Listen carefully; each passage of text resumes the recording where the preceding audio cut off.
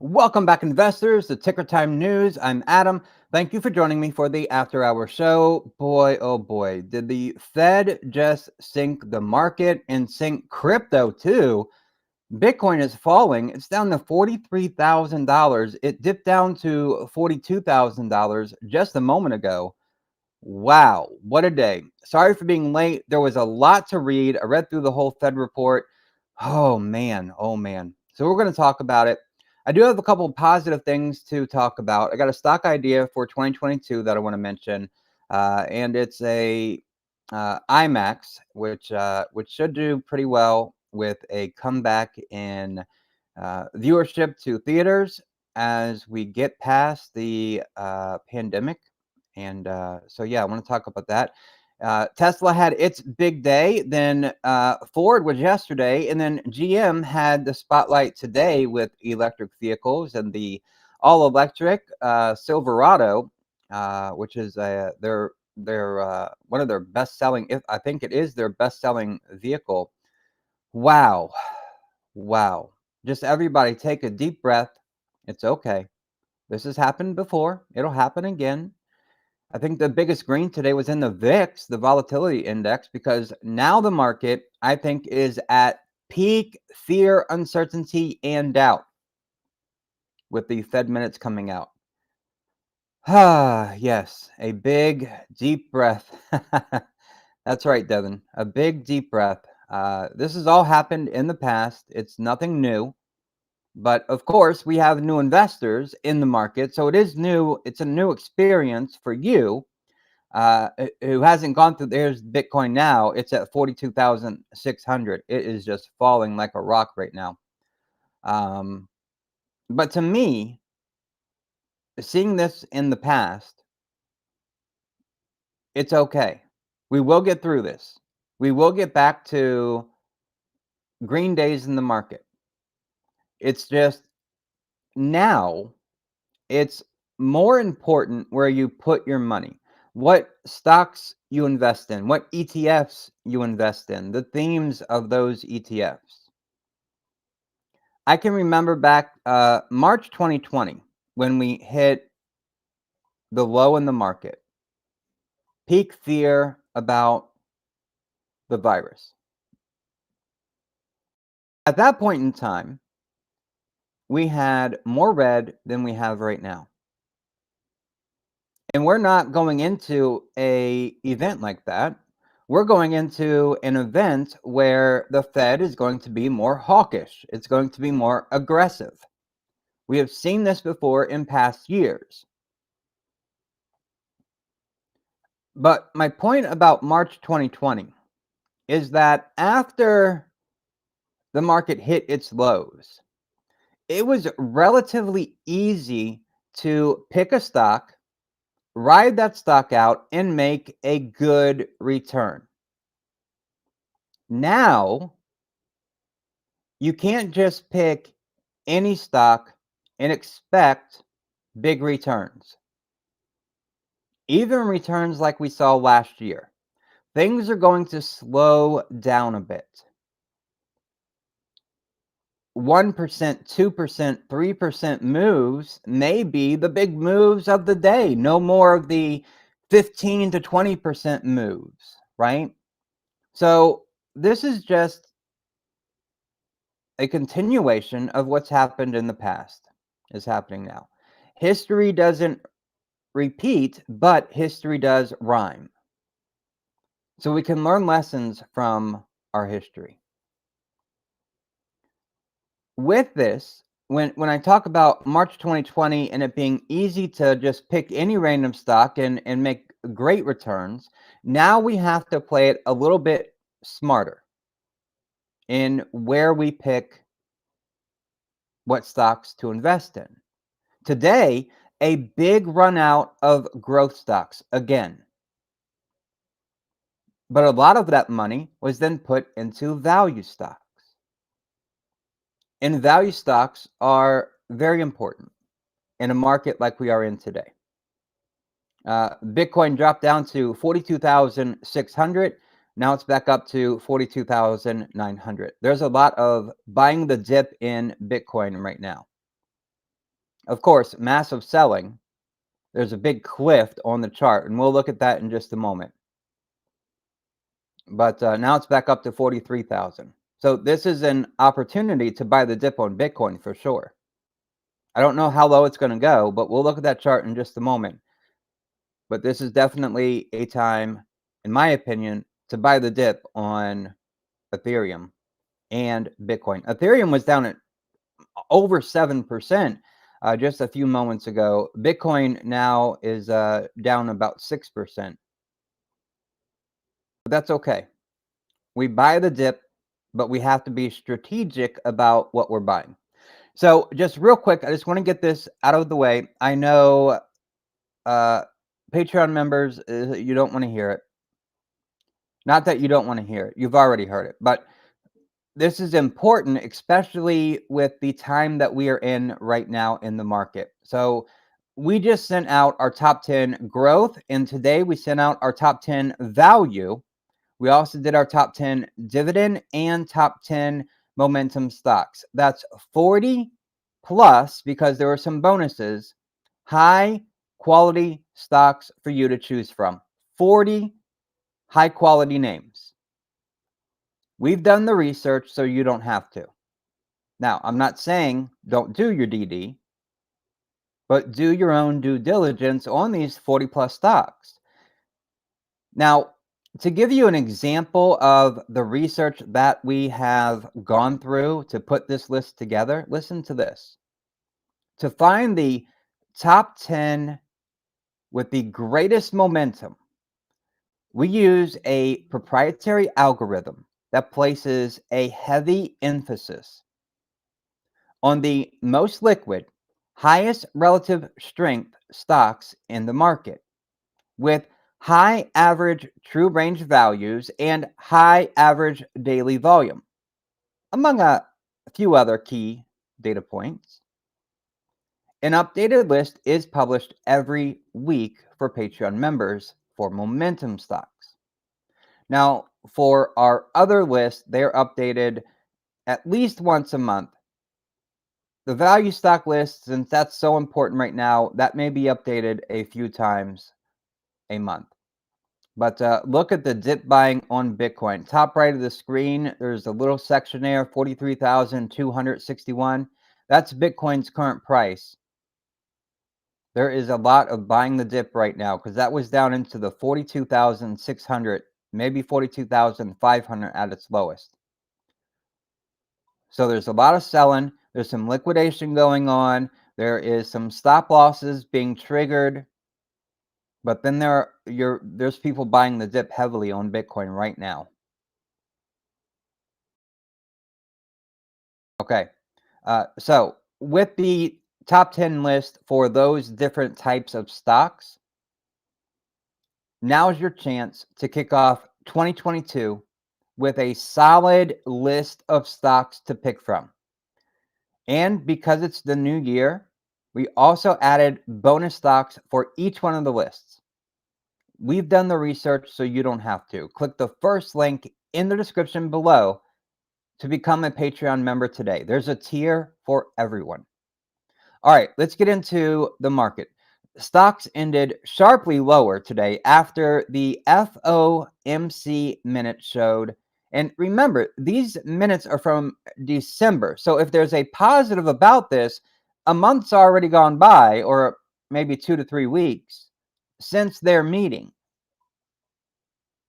So the FOMC minutes showed that the Fed will likely raise rates sooner than earlier anticipated, and could reduce its balance sheet shortly after it raises rates.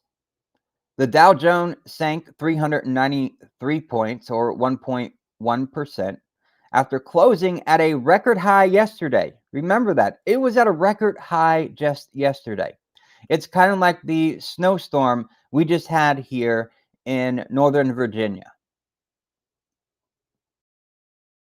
On Monday, it was 60 plus degrees outside. Shorts, short sleeves, it was beautiful. And then the very next day, it's down in the 30s, and we get the worst snowstorm in 3 years.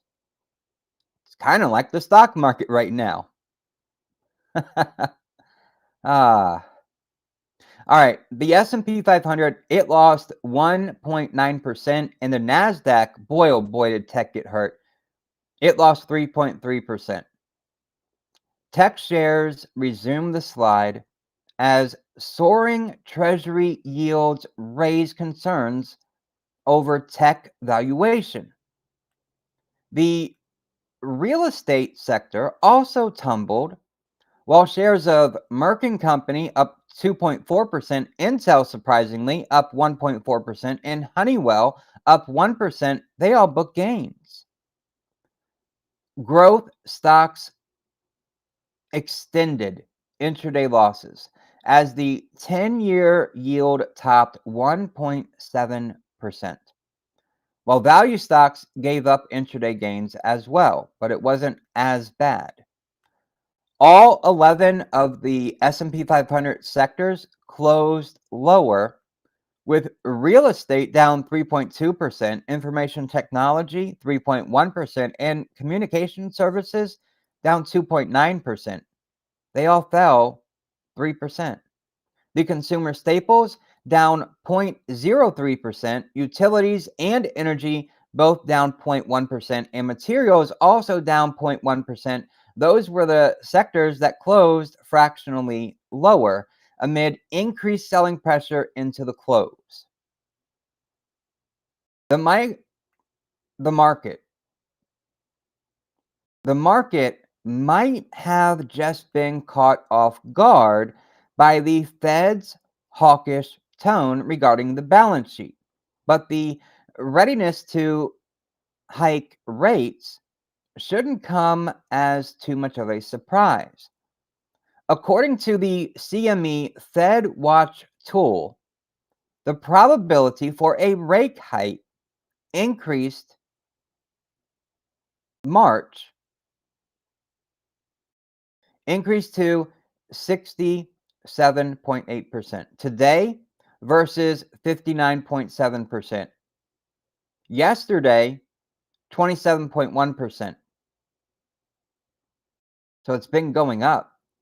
Rate hike expectations firmed up today after the release of a stronger than expected ADP employment change report, which estimated an addition of 807,000 jobs to the private sector payroll last month. All in all, the balance sheet commentary, coupled with higher interest rates, was presumably an excuse for investors to double down on growth stock selling and taking profits into value stocks. So, just a quick reminder, if you want to know what our top 10 value stocks are, then click the first link in the description below. Let me give it to you. It's there. All right, let's look at Bitcoin. We got to head over here and look. It's just driving me crazy right now. Let's see here. There's General Motors. They had their day in the sun. We'll talk about that electric Silverado in just a moment. BTC/USD for Bitcoin. And let's look at this. Let's dive into this. All right. So it fell out of our yellow shaded box here that we've been watching for over a month now. Now, this fall, it was down 6% a couple of minutes ago. Now it's down 5%. It reached a low of 42,500. And that's what I said earlier when I was watching it there out of the corner of my eye while I was talking. I said it got to 42.6, maybe 42.5, but it's $42,500 even was the low. So there were some limit orders placed at 42,500 in a lot of them for Bitcoin to bounce at such an even number. So this is interesting. This to me is buy the dip. If you haven't already nibbled on Bitcoin, right now is, I think, a great opportunity to do so. This is a big pullback. If we go back to that flash crash on December the 4th, it got as low as 42,333. So about $150 or so lower than what we just witnessed. Not too bad to catch right there. Not too bad. $150 off from that flash crash. And that was a huge, huge drawdown there. Now we're up to 43,600. Now we're down 4.7, 4.8%. So Bitcoin is going back up. Can it go up much further? I don't know. Let's go in here and look at it a little closer. I'm going to use the 5-minute chart here. Look at this. As it came down, the 5-minute chart, look at this.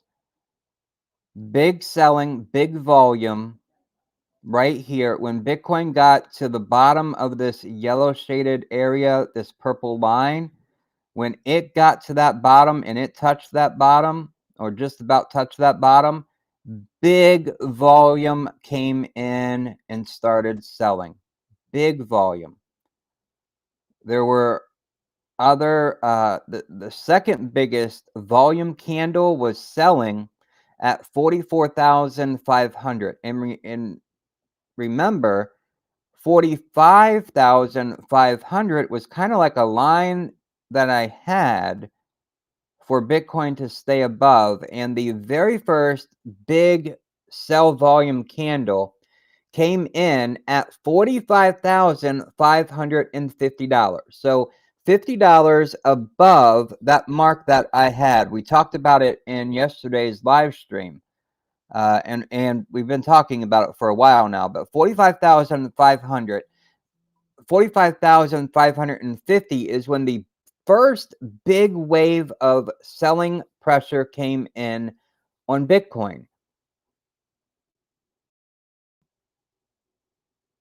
So it wasn't just I watching that line, 45,500. There were many others too.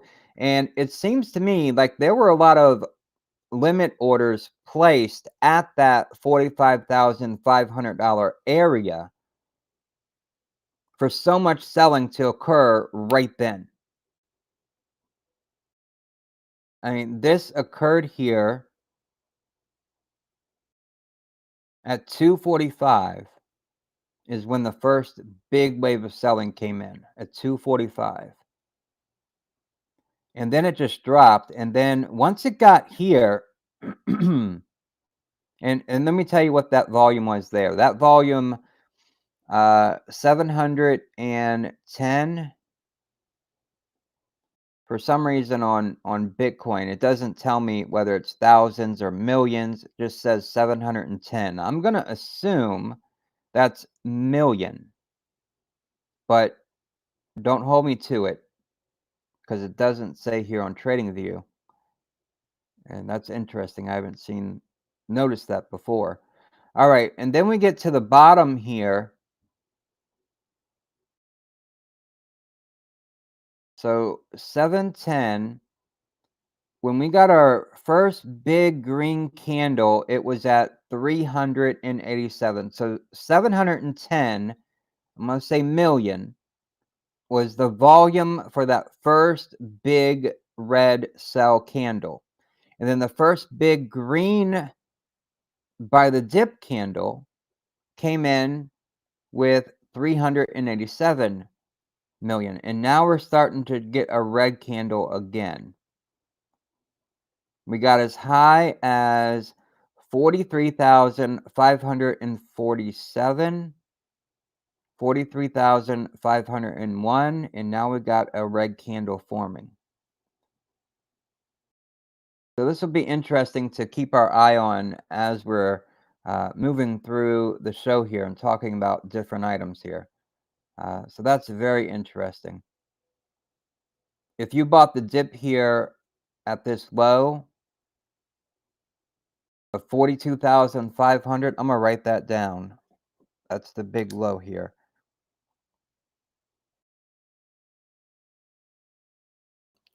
42,500 even. There were definitely market orders or limit orders, not market orders, limit orders placed for that exact price. But if you did buy there, congratulations. 42,500. That's good. All right, let's look at Ethereum. ETHUSD, and when I go there, we're still on the 5-minute chart, so it's going to look a little different than normal. Same action here for Ethereum, but let me go to the 1-day chart right quick, because for Ethereum, remember, it was in between these two trend lines, right? It seemed to be holding at this price support line that wasn't very strong, but it was at 35.83. It seemed to be holding there quite well, and it was in between these two trend lines, and I said it was open space that it could fall all the way down to this trend line, which, coincidence or not, is where the 200-day moving average is for Ethereum, and the 200-day moving average is at 3,400 even, and Ethereum got as low as 34.14. So only $14 from that trend line or the 200-day moving average. So if we zoom in here and look, it looks like that candle wick came right to that trend line and bounced off of it. That's incredible technical analysis there with that line. All right, let's go to the 5-minute chart here for Ethereum and just look at this a little closer. So same kind of pattern here, except the let's see here. 245, wasn't that the same time for Bitcoin 245? That's when we had a big spike in volume, but the bigger spike was at 305 for Ethereum. But that only drew Ethereum down 0.5%. That's not a lot for volume spiking up here like that. And volume on Ethereum at that point, I got to, so I can see it here. Volume for Ethereum, they actually have 1,000 mark here. It was 7.059 thousand, so 7 million right there on Ethereum for the biggest volume candle. But the volume candles here in the 5 o'clock hour are bigger, not by much. 6.6 million on the sell. Next one is 7.6 million, and then the green buy candle was only 4.9 million. So there were people buying the dip, but they were nervous, and it wasn't a big rush back in. But look at that. Let me take hide volume here for just a moment.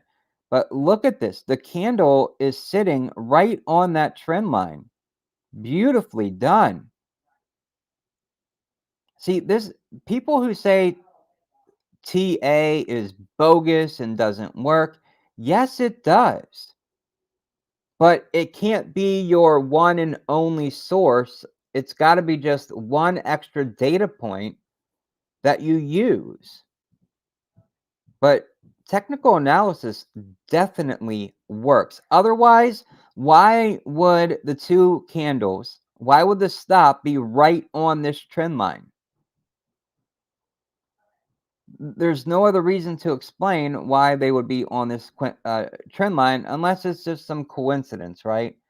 But it happens all the time. I mean, Look at it following the 21-day moving average down. Whenever there was a rebound, it tried to pop back up. It would hit that 21-day moving average and then fall back down. It did that several times. Even this last run right here, where we had the big drop off and then the big buy the dip, it hit the 21-day moving average, and that was resistance. And that's when the red candle formed. So Ethereum is at 35.15 right now. It's down 7%. So it's falling more than Bitcoin is by a couple percentage points. So this is interesting to watch this. And I think Bitcoin is down about 5% for the year so far. Excuse me. Ethereum was actually up yesterday, year to date, but it's now down 3.8% year to date. Okay. Very interesting. This was definitely, I believe, a buy the dip opportunity right here that we had just as we were coming on at 5:30. 5:30. Okay, let's talk about a couple other things here. Let's put I'll put GM up here for just a moment. Now they were down 4.5% today. 2 days ago, Tesla had their blowout delivery numbers for December, and the stock went up 3.5%, 13.5%. And then yesterday, Ford was in the spotlight with their electric vehicles, and their stock ran up. GM today in the spotlight with their electric vehicles, just bad timing. Their stock's down 4.5%. Right now, let me go back to the 1 day and look at GM's chart here. I mean, they have had a nice rally December 20th all the way up to yesterday. And today they actually got up to a new 52-week high. So GM tapped a new 52-week high today when the spotlight is on them about their electric vehicles. 67.21. And then, of course, it has fallen because everything has just fallen. You could almost say that the Fed crashed the market, but that's a bit hyperbolic saying that, framing it that way. But yeah, so Tesla had its day, then Ford, and then today's GM. But General Motors, they announced a whole bunch of products at CES today. One of them being the all-electric Silverado, the Silverado EV. And it's the front end is kind of interesting. It's more sleek and rounded than the regular truck is, but the back half of it looks more like, oh, and I can't remember the name of that GM truck that was, I don't know, part truck, part callback to what, the El Camino. I can't remember the car names right now, but the back of it kind of looks that way. Interesting look, not too far off. Like Tesla's Cybertruck is like totally brand new and way out there. But when GM had the spotlight today, they also talked about the Ultra Cruise, and that's going to utilize Qualcomm's. QCOM is the ticker symbol, QCOM. But Qualcomm's new Snapdragon Ride platform. So, in a virtual keynote today at CES 2022, General Motors chair and CEO Mary Barra, and there's a kind of off topic, but there's a whole meme out there with Mary Barra and President Biden about Tesla being snubbed and Biden telling Mary Barra that GM is leading the way in EVs. Hello, what about Tesla? but I don't want to be called a Tesla fanatic by anyone in the comments today, so I won't go there. But she outlined the waves of change that are coming as society moves towards the mass adoption of electric vehicles. GM, a company transitioning from automaker to platform innovator, provided a view of EV technologies and a inflection point at CES 1 year ago. Today, GM will be the first company to use Qualcomm's Technologies Snapdragon Ride platform for advanced driver assistance technology, defined by software developed in-house by GM. It was co-developed by GM and Qualcomm for Ultra Cruise. The new computer architect or architect, is architect the right word? Architecture, when you're talking about computers. I think it's architecture. But it will have the processing capabilities of several hundred personal computers, but is only about the size of two laptops placed on top of one another. I thought that was pretty cool. And then also today, Chevrolet introduced the 2024 Silverado EV. That's the picture here in front of you.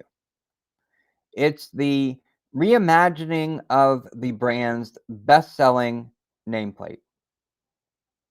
So that's GM in the spotlight today. And of course, there were a ton of little other details, but that's the biggest thing. Using Qualcomm's platform should give a boost to Qualcomm. And again, I've been saying this now since the end of last year, that one of the big themes for 2022 is going to be on companies who make things that they can sell today and make a profit today. That's going to be a big theme. For me, one of those companies is NVIDIA. They make something, they can sell it today, and they can make a profit today. And I think a company like that is going to do well, and they have pricing power because they are top of their field. Those are the types, at least one of the big themes, I think, for 2022. All right, there was another company, and I know growth aren't doing so well right now, and they probably won't for a while. It's probably going to be some pain in the market for growth stocks. That's why right now in the market it's very important to make sure you're picking the right stocks. That's the whole reason why we came up with the 40 stocks plus some bonuses in our top 10 lists, because we have to know where's the best place to go. Where's the safest place to go? And that's what we're trying to provide with those lists. So I know I'm bringing it up again, but for me personally, they're very important. A lot of work went into coming up with them, and they mean a lot to me. But another company that did very well was Luminar Technologies. Ticker symbol is LAZR. We talked about them yesterday in the Catalyst Watch video, or the end of the live stream for catalysts that are coming up. Now, the reason I talked about Luminar Technologies, and they were down 8.5% today, and they're in this pattern right here, a symmetrical triangle. Now, the support isn't strong. There's only 2 touch points, and we need 3 or more touch points to really say, yep, that's it. Okay. So, Luminar, they won the Catalyst Watch video yesterday, but Luminar Technologies and Volvo Cars revealed the launch plans for the all-electric next generation SUV. That's a big deal for Luminar Technologies going forward. To be able to partner with Volvo and letting Volvo use your equipment, your technology in their vehicles. Now, Volvo, that is a car company that doesn't have the biggest brand in the world, but it's well known for safety. Volvo has always been a car that, at least for me, when you think of Volvo, what's the first word that comes to mind? For me, it's safety. It's not groundbreaking looks. It's not groundbreaking performance. It's safety. And if Volvo can reimagine itself like Chevy is doing with the all-electric Silverado, then maybe Volvo has got a place in here for those who are conscious about being as safe as possible. I know having kids who are getting a learner's permit, learning to drive on the roads, I want them to be as safe as possible. So this partnership here between Luminar Technologies and Volvo, we talked about it again yesterday, but I think it's a big deal. And looking at the structure here on the chart, it's definitely a symmetrical triangle. We have multiple touch points along the top, but only 2 at the bottom. But today, when it was falling, it got to that 21-day moving average and stopped right there. And that's where it sits right now. As a matter of fact, it's at 1632. It went up 1% in after hours. So we had that sharp selling. Let's look at this on a 5-minute level. So sharp selling into the close, right? But then look at this bounce right here. It's like once everything sold off into the close, people were buying the dip. And Luminar, tomato, it's up 1% in after hours to 1649. And if we are on the daily chart, the 21-day moving average is at 1631. So it got a penny to it and then bounced to 1649. Pretty cool. All right, so this is one I would definitely keep watching because of Volvo as their partner. They're going to be getting a lot of orders. So this is definitely one to keep an eye on going forward. Okay, this is well, they're hurting right now. But Riot Blockchain, all right, and I can't remember. Yeah, right. Okay, I got it right. RIOT, Riot Blockchain. They're down 12% today, down 0.2% in after hours. And my goodness, the notifications just keep going off and off and off. So many things moving right now. Let's go to the 5-minute chart here on them as well and see if we can see that same pattern. So yeah, they fell into the close, but in after hours, they're not getting the pop that Bitcoin is getting. But the reason I bring Riot Blockchain up is because they reported today that they mined 425 Bitcoin in December, and that was up. Hold on, that was up 334% year over year. Not too bad. So I just saw that come across the newswire and wanted to report that to you guys to let you know. All right, there's a company that this one's hard for me to talk about. And it's because I can't see that there's a big enough market for this company. The company is Beyond Meat. Ticker symbol is BYND. BYND. Beyond Meat. Now, it's tough for me to talk about them, and it was tough for me to dive into this. Excuse me. Yesterday during the show, it came across the news wire that Beyond Meat was partnering up with KFC, and their parent company is Yum Brands, ticker symbol Yum, YUM. But Beyond Meat was partnering with KFC to offer a meatless chicken. And that's just an idea that's odd for me and hard for me to really understand. So while I know there is a lot of investors paying very close attention to Beyond Meat, it got a lot of hype last year.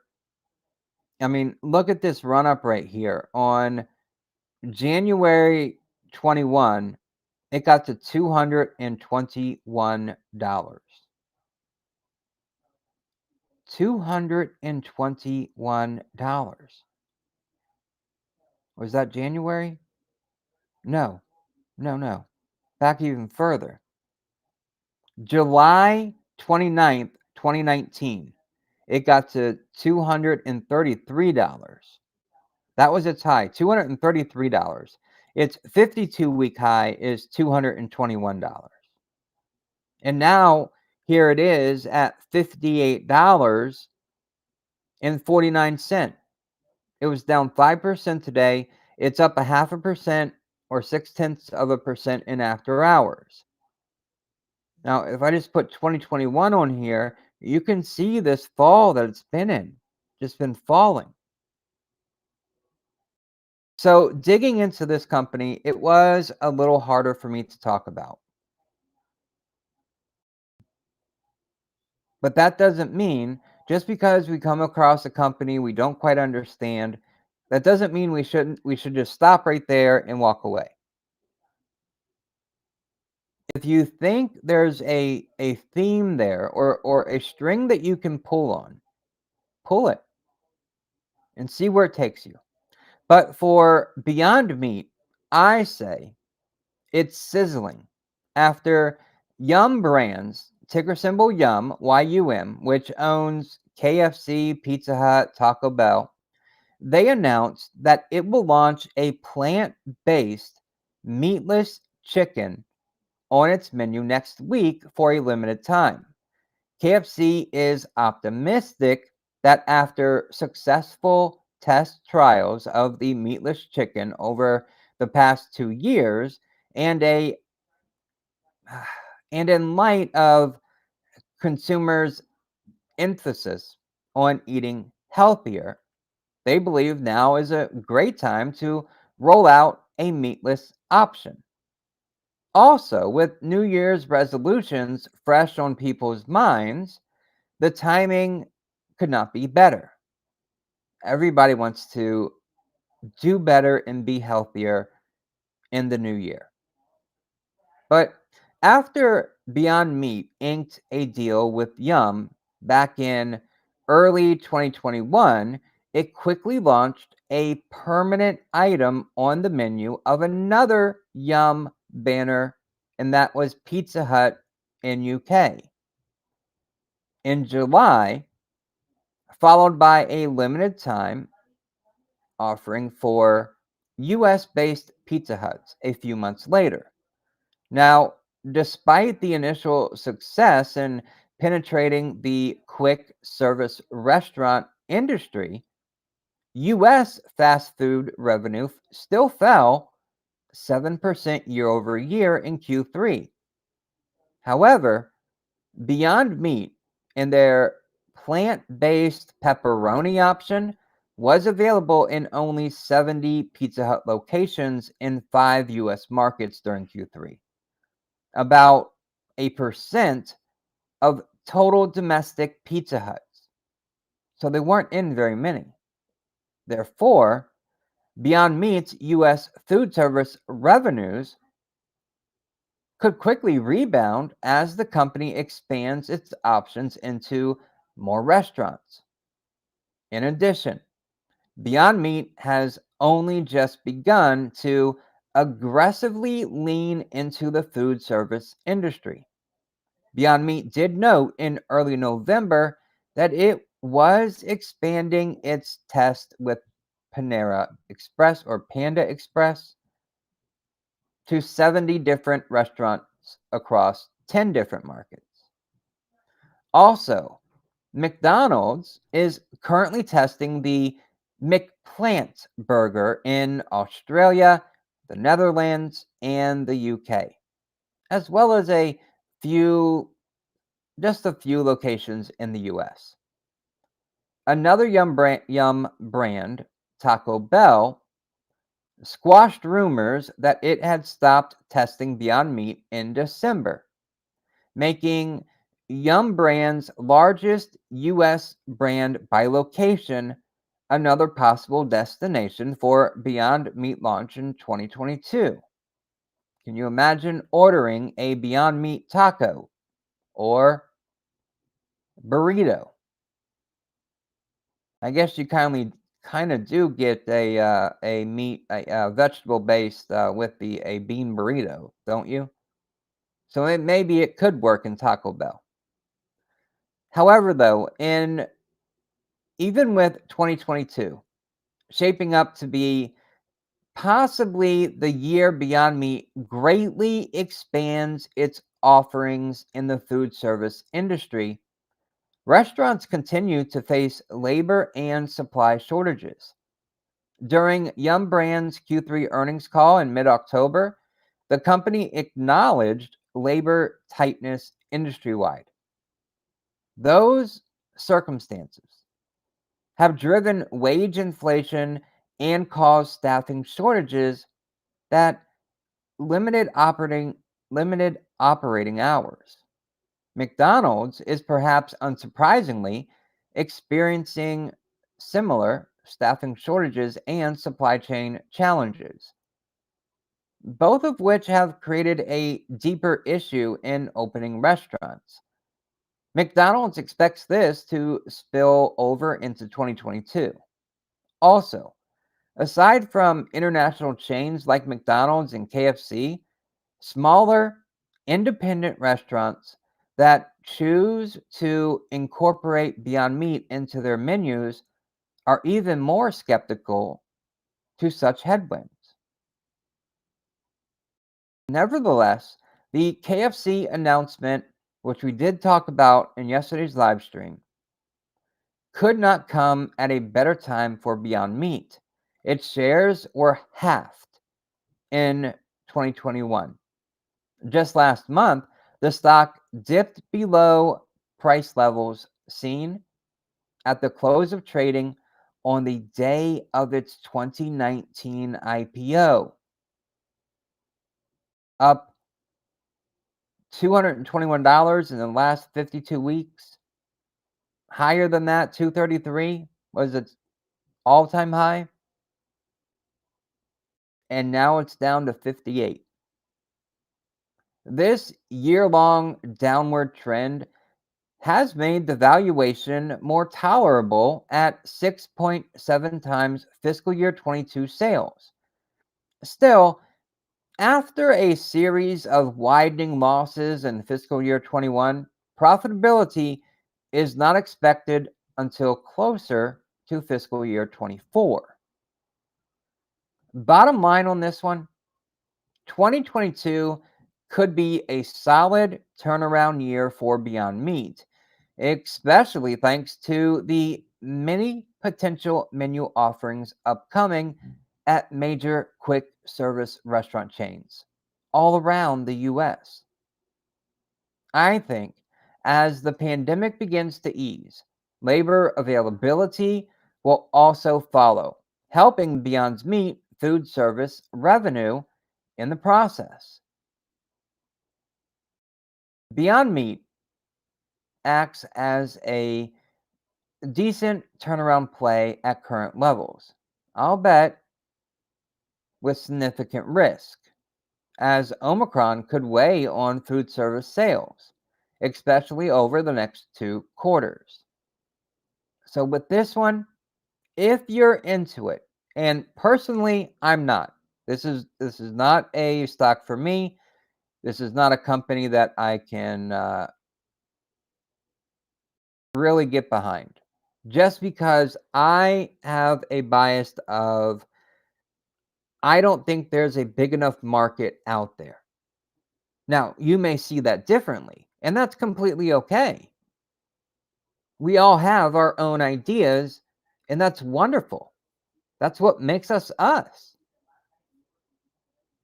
So, if you do plan to get involved with Beyond Meat, make sure to set a stop loss.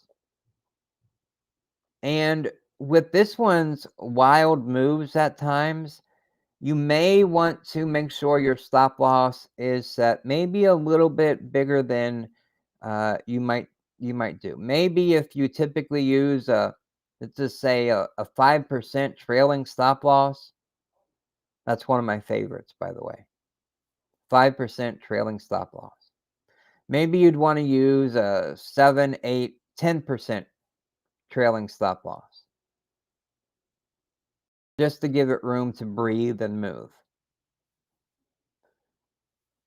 So this one was hard for me to dig into and to talk about because I don't have a lot of enthusiasm towards it, but I did it mainly for education.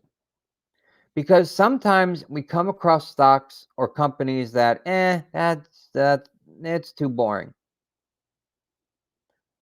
But in this specific time and place we are in the market, I don't think we can be picky and choosy too much when it comes to where we need to invest. Maybe you've only ever invested in growth stocks. That's great. But how is that doing right now? Not so great. So maybe changing your strategy up a bit, excuse me, and looking for some value stocks to ride out these rate hikes might be a good thing to do. And you may find that your typical value stock isn't as fun or exciting as your growth company. Because a lot of growth companies are new companies that you get excited about and you want to invest in. But to make money in the market, sometimes we have to look at and invest in things that are a bit uncomfortable. We don't quite understand. But looking at the numbers, following the story, maybe it works.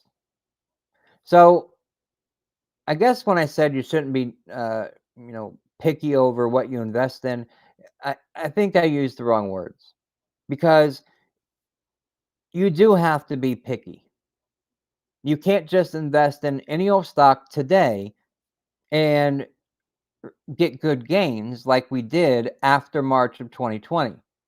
Anybody was a financial expert, and the bottom at March 2020 because it was nothing but green all the way up now for almost 2 years. But now that it gets hard, it's going to be harder to find those stocks. And again, that's why we put those lists together. All right, let's move off of this one. Let's talk about IMAX for a moment. And you might be surprised at some of the things that IMAX does. IMAX is the ticker symbol for IMAX Corporation. They're $18.77. They're down 4.1% today. They have had a turnaround. Now we're on the daily chart here. So if we go out and look at this all the way back, look at this. They, since the peak in the middle of June of 2015, they were in a downtrend. Look at all these earning beats down here, and yet they still managed to be in a downtrend until March of 2020. And it hit its low in March 2020.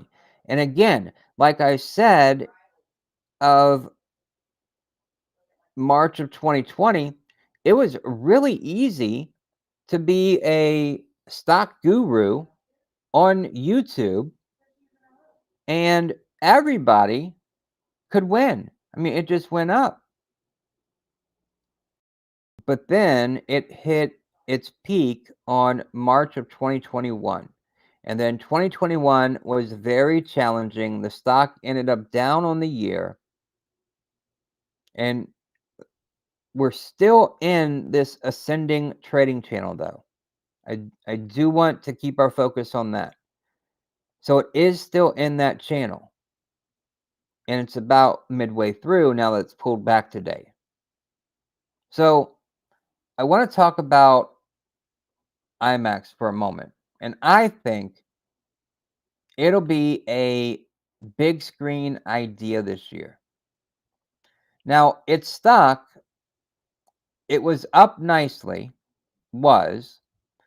after the company reported a really good Q4 global box office receipts. IMAX posted $277 million in grosses for Q4, which was its best Q4 tally since 2017. Remember when we went back and looked at all those years? The big tailwind in the quarter was a terrific performance from what Marvel movie? Spider-Man: No Way Home, which posted robust sales of $83 million. Dune and the James Bond film, No Time to Die, were other big hits, each grossing more than $40+ million. This strong recap or result caps off a brilliant bounce back year in 2021, even though the stock didn't do as well. It saw the first full year of growth, 146% year over year to $638 million. Of course, performance in 2020 was badly impacted by the pandemic, so comparisons were very easy. But investors should nevertheless be pleased with 2021's results. Helpfully, film producers have remained committed to the IMAX format. IMAX is seeing more releases than ever that are filmed for IMAX. IMAX stated that there is, quote, no question that audiences worldwide are returning to the movies and, in particular, IMAX. My take is that these results are not only good news for IMAX, but they are also a good sign for movie theaters generally. There have been some fears that the pandemic could cause a structural shift in demand away from theaters. A lot of people invested in their at home viewing experiences during the pandemic, and the various movie studios adopted their film release practices, at least temporarily, to accommodate limitations on theater operations. This date, or this data, not date, this data, it should help to ease those fears to some degree. Now, me personally, I know that I spent more time focused on at home theaters than going to the movies, and I'm sure many of you did as well. But the question is, did we build a new habit in focusing on our at home entertainment? Did we change our habit in any way, or will we still be going to the movies for that experience? I know the experience at home is not like the movies, but it's still pretty good and comfy, and you can pause it if you need to. But I think it shows that consumers still love the big screens and the immersive experiences of IMAX and theaters generally. Also, this data signals that consumers are adapting to the pandemic. The widespread availability of vaccines is one key factor that has supported consumers' confidence in venturing out more to spaces like movie theaters. Looking ahead, there is a huge industry backlog of quality movies scheduled for release over the next couple of years. Many releases were put on hold during the pandemic, and many of them rescheduled for later dates. And I think there may have been more pushback, rescheduling than cancellations altogether. At least 10 releases are on the 2022 slate that are filmed for IMAX or includes IMAX exclusive expanded aspect ratio. Upcoming films that I'm excited for: Top Gun Maverick, Thor Love and Thunder, and Black Panther Wakanda Forever. I do not want to overstate the importance of just one quarter. However, I think today's press shows that consumers have pent up demand for watching movies, and that is still a place for watching on the big screen, even as home theaters become more common.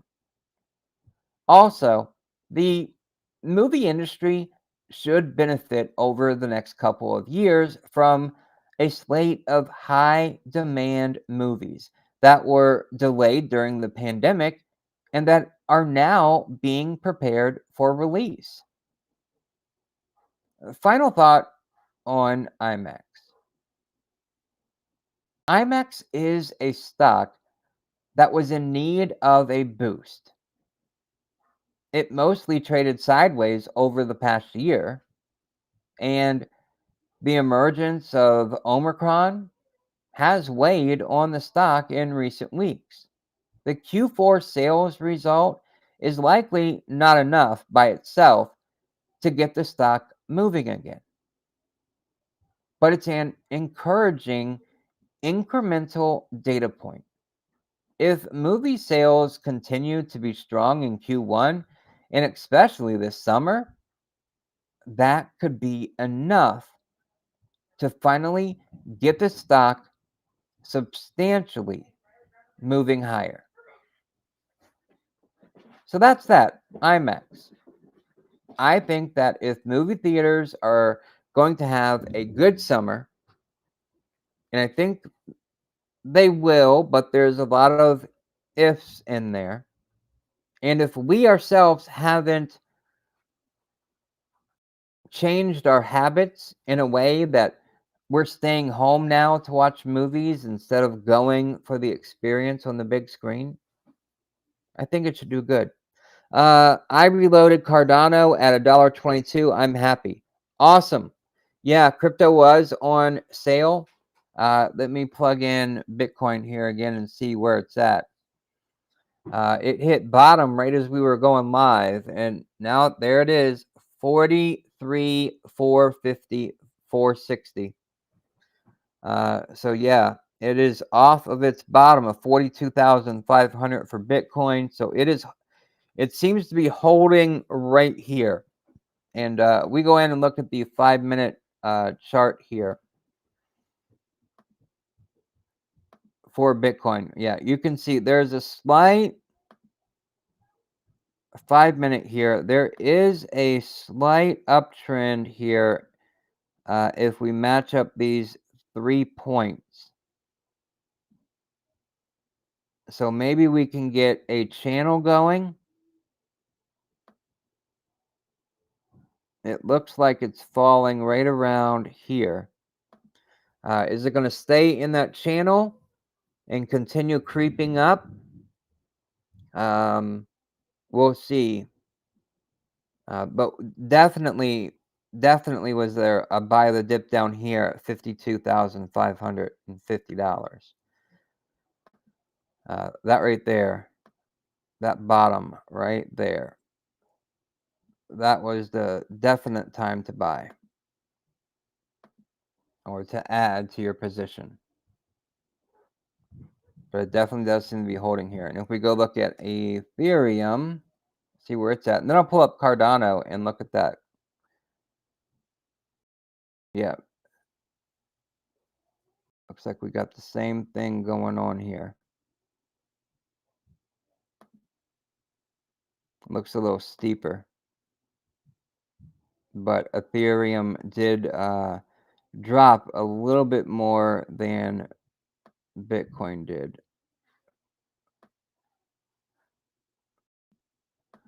Let's see. I don't know if that's a channel or not. Probably not. I bought Ethereum at 34.70. Awesome. Ethereum got to a low of 34.14. I guess I should write that down too for ETH.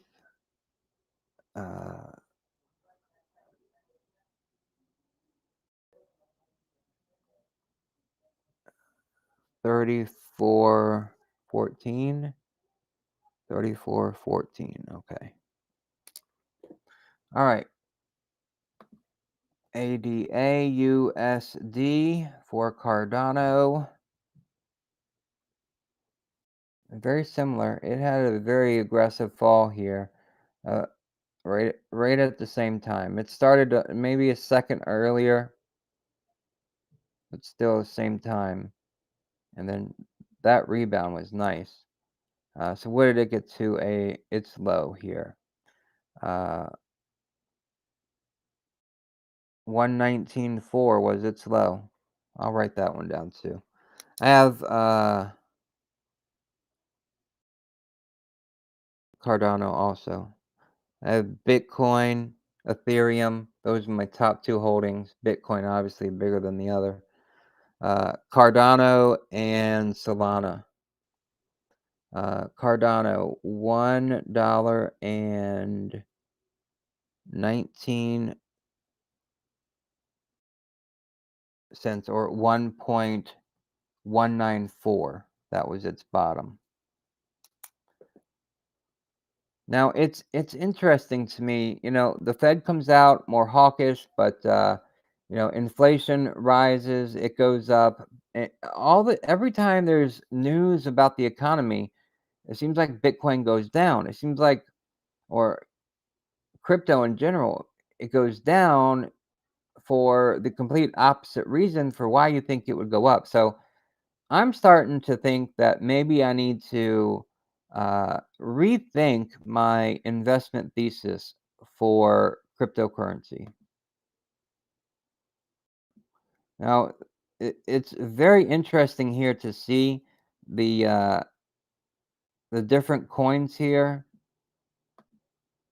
Cardano, Ethereum, Bitcoin. They all have a very similar pattern over the past 2 hours. I mean, it's just incredible to me.